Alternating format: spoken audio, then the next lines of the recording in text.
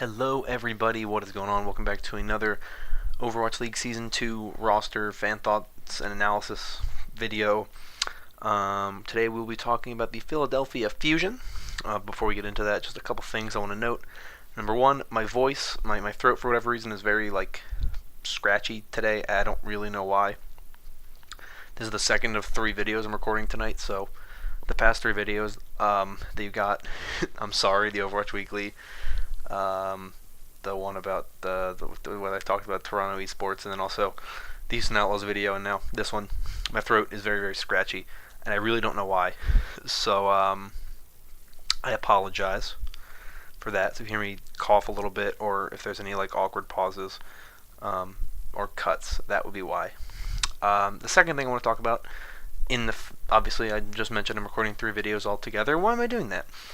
Well, the answer is quite simple. This weekend, for me, at least when I'm recording, is Thanksgiving weekend. I'll be flying home, so I'm recording this in advance so that I won't be recording it while I'm home, so I can enjoy the few days I have before coming back to school. So, in the event that something happens with the Philadelphia Fusion between now, the 20th of November, and Sunday night, which is when I would normally record the video, in the event that anything happens between then and now that I don't talk about in this video, that is why. Because it hasn't happened yet. But with all that, let's jump into the video and talk about the Philadelphia Fusion. Now, obviously, I'm talking about the order when it comes to the playoffs based on how they finish at the end of the regular season, which is why we're talking about the Philadelphia Fusion at number 6 overall instead of at number 2 overall. Being that they were the team that got second place in the playoffs, losing to the London Spitfire, of course. But yeah, that would be the reason why, because I'm doing this by regular season standings, and they were 6th. The Philadelphia Fusion, I did not pick them to make the playoffs late in the season, but once they did, I felt pretty confident in their ability to actually beat Boston, which they did, of course. I did not pick them to beat New York. And then they did, so I was wrong. But, yeah. Philadelphia, what did they lose? And I know I haven't been talking fully about what did they lose from video to video.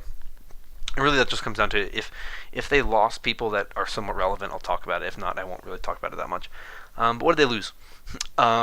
They lost not really much. They lost Joe Meister and Dayfly, which were 2 support players. They don't really do anything. Their loss doesn't really affect this team all that much. They lose Hotba, interesting one. He had been on the team from the beginning, didn't play until stage 4. South Korean player, helped kind of the South Korean front line play well together, so it was interesting to see, but I would argue he was never the better of the 2 flex tanks, but we'll get to that. And then they lost Shadowburn, which on the surface you'd think, if you know anything about the history of competitive Overwatch, that's a pretty big loss. And then you look at the Philadelphia Fusion and you go, maybe not actually, because they somehow managed to have better DPS players than Shadowburn, who's a very good DPS player. So, well, they lost some talent, and 2 of those talented players have already been signed by other teams. I don't really think this team's in a poor position at all. I don't think they lost anything really relevant. And obviously they didn't think they did either, because when we get into this roster, it's mostly the same. They have 1 additional player this time around, and that player's on a 2-way contract, so they're not even going to be seeing a lot of playtime. So at the end of the day, this team isn't really going to be any different than what we saw in Stage 4 of last season, with the one exception being no Hotba. But let's go into the DPS players first, because I was just hyping them up for so much. And we have Carpe first, who also in some of the past videos I've been hyping up a lot too, because he is, in the eyes of some, in potentially the eyes of many, Carpe is the best Widowmaker player in the world. And I would agree with that statement, as much as it pains me to agree with that statement. I think Carpe is very realistically the best Widowmaker. He was always impressive. He played very well. He knew what he was doing. he's also known for other heroes too. He can play McCree, he can play Tracer, he can play pretty much anything. Carpe, if I had to give you my list of the 3 MVPs from last season, like in 1, 2, and 3, I would have put Jonak number 1. I probably would have put Fissure number 2, but I was very close and tempted to have said Carpe was number 2. Carpe is that good of a player. He's obviously my number 3. I think he was that great of a player last season, and he made this team. He really made this team a dominant team, and he wasn't even and that's the thing. It wasn't like he was carrying the team on DPS play. Like he was helping a lot, and like you could say he was like carrying, but it's not that the rest of his team was bad. Like the 4 DPS players they had were 4 of they had the best DPS core in the season last season, or in the league last season, and it's still very solid. 'Cause all they lost is Shadowburn. You have Carpe, of course, and you pair him with EQO, who is also insane. I don't know how this team exists. Like, this team is crazy. EQO, I mean, he played like anything. He played Pharah, he played Genji, he played Hanzo, he played Junkrat. He played everything. I mean, he literally just, there was nothing he like wouldn't play. And he was a crazy good player. And he was also, I mean, I wouldn't put him in the MVP race, partly because of the I'm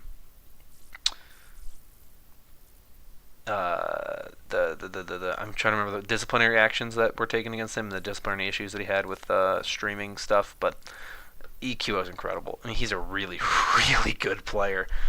I mean, you can't make up how good this guy is. And I think you look at him and this team's really good. Like, you can't sugarcoat it. This team's just really good. And it's impressive. Just watching this team is very impressive. You have their third DPS player, which is Snillo. Snillo is a Tracer player. Pure and simple. That's what he's known for. A very good Tracer player. He was very good in Stage 2. In the Stage 2 playoffs, he performed really well. I mean, he showed why he ranked number 1 in Europe twice on the servers. He's an incredible player. He's young, but he's not the deep DPS threat that someone like EQO is. And that's why EQO complements Carpe so well. Carpe is going to be on Widowmaker pretty much every game, right? And you need Carpe on Widowmaker because that's what he's really good at, and Widowmaker's really good in this format. And, he can play Tracer if he needs to, but you then have someone in EQO that you can have on whatever DPS hero you need. If you need EQO to be playing Pharah, then you can have him playing Pharah, but if you need him playing someone else, he can play that person at a really high level. And it's one of the reasons why this team's DPS core and why this team was so dangerous late in the season, because they didn't have a weakness at DPS. If they needed something, they had it in the back in one player, pretty much, with EQO. And if they really needed a Tracer really badly, well, then yeah, you pull out Snillo. And obviously we see how important EQO is to this team, and we see how good Snillo is. When EQO was suspended, they didn't put in Shadowburn, they put in Snillo. So Snillo is a big part of this team who could probably start on some other teams. He's a little young, and maybe not. Maybe I'm tooting his horn a little more than I should. Maybe I'm giving him a little too much love. But he's a very good team, or a very good player, and I think that these 3 DPS players are probably the best DPS core of that number in the league. I mean, when you look at it, some have like ridiculous amounts of DPS players at this point, where it's like, if you have 5 DPS players, you're probably going to have a better DPS core than a 3-player DPS core. But for a 3-player DPS core, that is quite possibly the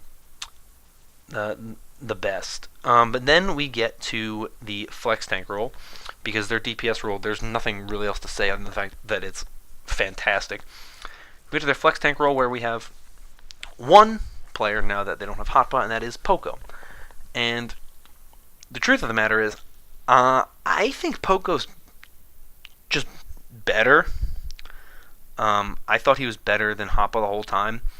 I just think, especially as Diva, and specifically as Diva, I just think they played Hotba because Hotba was South Korean and had better communication with Carpe and with Sato, who we'll get to when we get to the main tanks next. But I think that's why they ran with Hotba, because you had that kind of communication thing. But now that you have more time to see the teams play, and you saw the way Poco played throughout the playoffs, where they would pull him out and they'd bring him in for different compositions. I think they understand that Poco is the better player, number one, and number two, the communication issue is not really a problem anymore. And they are confident that they can have Poco, who is from France, playing with Sato, who's from South Korea, and the communication issue isn't there. And it's one of the interesting things about this team, right? This team has the only country that is represented more than once on this roster, South Korea, and that's Carpe and Sato. They have a player from Israel, they have a player from Sweden, from France, from Finland, from the UK, from Spain, and from the United States. Okay. Alongside their two South Korean players. So you have that many different countries, that many different accents, and people who all speak different languages. And they're a really good team. Could you imagine if this was a roster of all American players that never had any realistically never had any communication issues? Same skill level, but they also spoke the same language and were all from the same area. They would potentially be the best team in the league. Now maybe their communication issues aren't a problem at all. I assume they're not, because they play well together. But this team's crazy, and Poco is one of the most impressive players.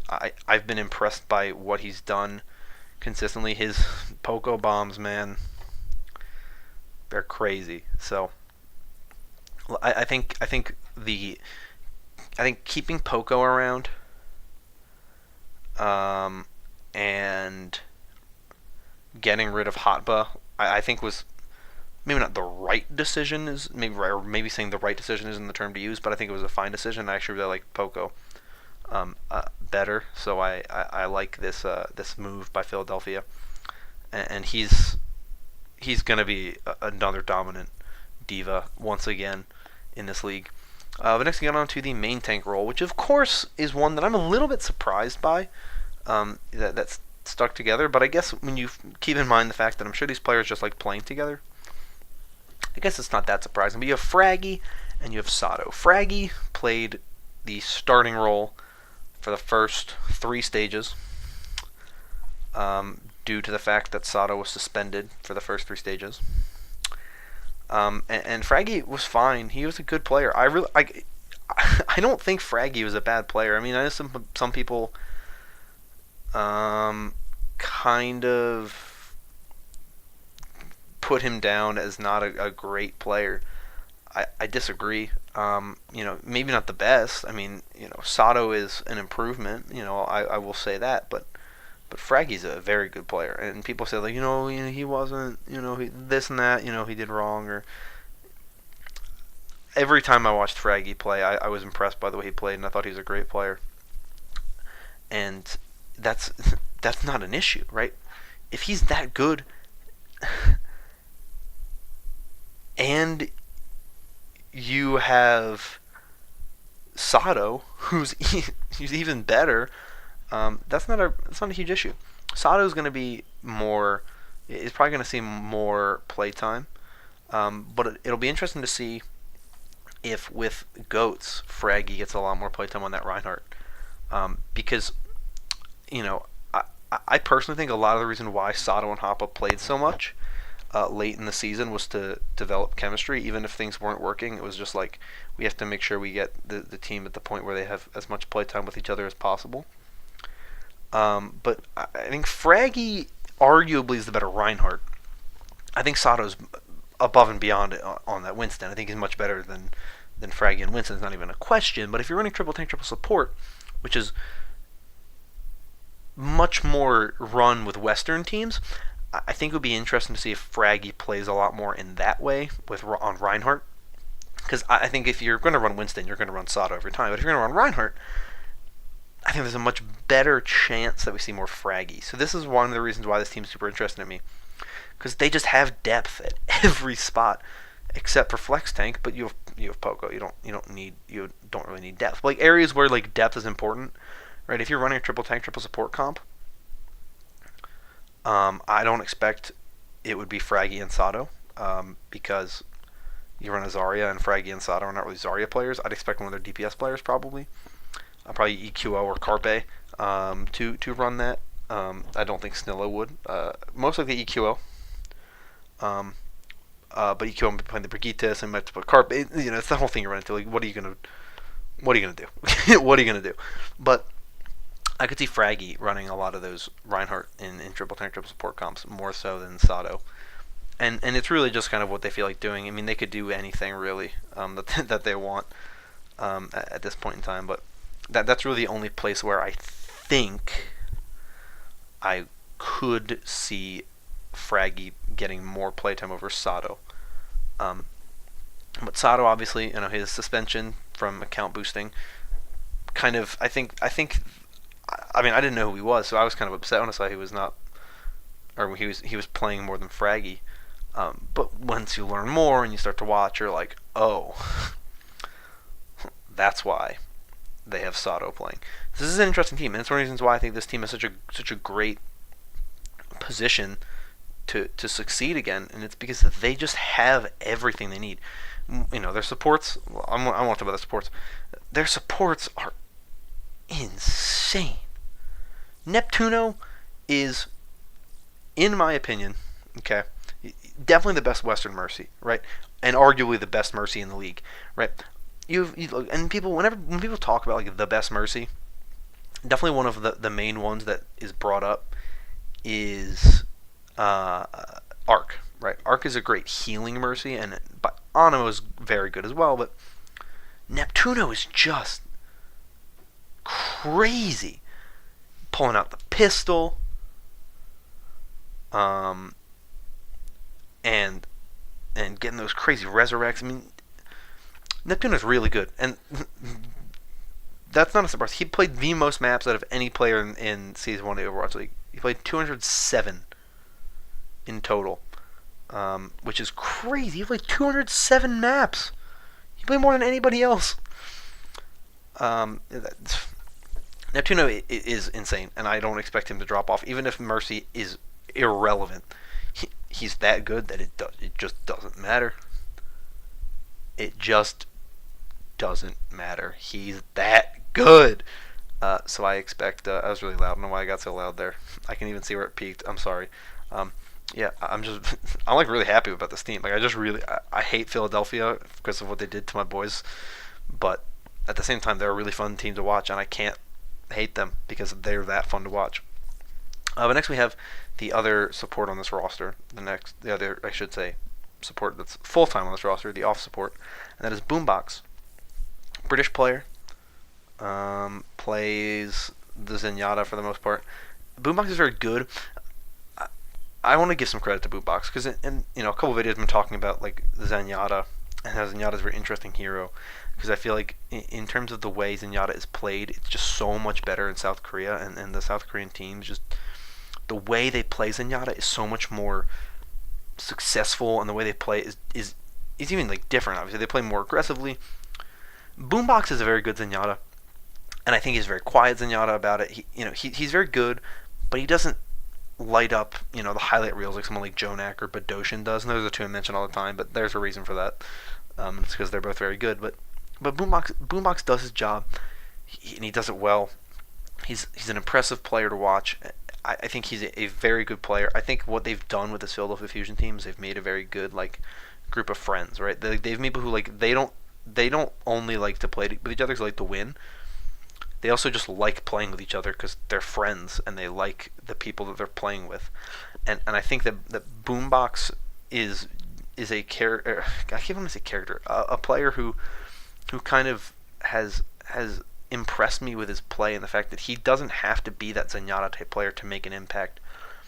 And you see that this team just is working together in such a way that's so impressive. It works so well, and that helps Boombox out, helps everybody out, and it's just so interesting to watch. And I really think this team is one of the most impressive teams to watch. Just because of what they have on this team, and the players they have. I mean, their support line is really good with Neptuno and Boombox. One of the best in the league. I think it's the best Western one in the league. And I don't think there's an argument there. Philadelphia Fusion is the best Western team, and that's in my opinion, that's fact. I think they have shown why they have such a good team. And somebody say, well, they're not a Western team because they have Carpe and they have Sato, but that's it. I mean, they have two players. I mean, you look at any sport like League of Legends, right? You can have, as long as the majority of your team, I think it's like you can have two players that aren't from the region that you live in. I mean, Philadelphia Fusion is a Western roster with a couple South Korean players in there. They are the best Western team. They're very good. And they've just made a roster that works, and they're so impressive, and they're fun to watch, and they're exciting, and it's crazy.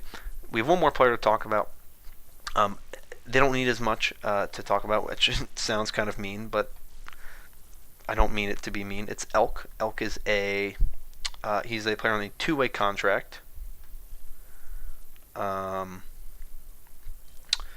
He's a support player. He's got that Lucio, that Mercy, that Ana. He's gonna be that main support player. He is what he is. He's just good player. I'm interested to see what he does. I think he'll be a fun team to see play throughout. He'll be a fun player to see in contenders again in the Fusion University roster, but also to see when he comes in, because my guess is he comes in when, because Neptuno's had some sickness and some injury issues, so that's probably when we'd see Elk come in, because if not, then there's literally no other time to have Elk, and then you don't have a replacement player. So I feel like that's really his role in this team is, you'll most play in contenders, but when we have some injuries, we'll bring you up. And that's really what I expect from him. I don't expect a lot out of Elk, and I don't think that's a problem really. But yeah, I really like this team, and I think that they're really good. They're just good. Like there's no sugarcoating it. They're just really good. And they are a team that I believe will make a huge push once again this season. I think that they have what it takes to win again potentially. I think that they don't have any holes, right? They are the roster I think that you look at when you want to say, if someone says, show me the Overwatch League roster that is like as perfect as you can be, I'd point them right to this one. The only thing where you could maybe say you probably want a little something is that flex tank rule, right? A backup for Poco. Maybe you want, but like that's it. That's it, really. You just say, hey, maybe a backup there is the only thing they could use. Like that's how good this team is. That's where they are right now, to the point where this is a pretty much perfect roster. I don't think there's really anywhere that they have a major issue, and I expect this team to be good again this season. Like it's that simple. I expect this team to be a dominant team again this season. I think that they will adopt whatever the meta is as well as they need to, and as well as any team can. They didn't get second place overall on accident, right? They got second place overall because they were the second best team at the time, right? They were dominant and they played well, so it comes down to that. And I look at Philadelphia and I just am impressed consistently. I think it's is a testament to what the coaching staff has done. It's a testament to what can be done with a mixed roster. It gives hope to some of those other teams that are kind of built in that mold, like an Atlanta Reign, where you have players from different backgrounds on that team and different cultures, and it's interesting, and it's a really, really, really good team that I think a lot of people became big fans of because they were that team that was stopping some of these South Korean powerhouses, right? They beat New York in Stage 1. They beat London in the Stage 2 playoffs. They beat New York again in the playoffs at the end of the season, and they looked like a team that maybe they could be the team. And obviously they didn't end up beating London, but still a very good team, still a fantastic team, and a team that I definitely believe will finish higher than 6th. I will say that. I try not to say, like, spoiler positions and stuff like that, but that one I will say. I think they will finish higher than 6th this season. I think they are that good of a team, and I think that the issues that they had are solved at this point in time because they have had the play time that they need together through Stage 4 and the playoffs. But that's really my thought on this team. This is a really good team. It's a really solid roster. I have nothing else to say. If you have your own thoughts, different thoughts on the Philadelphia Fusion, let me know in the comments down below. I'd love to hear it. I'd love to have a discussion about it. But I'm going to end this video off here. If you enjoyed, consider liking and subscribing. Helps out a ton. But until next time, which will be a normal scheduled video or a video recorded at a normal time, I will see you all. So enjoy yourselves. Hope you all had a great weekend. And see you later.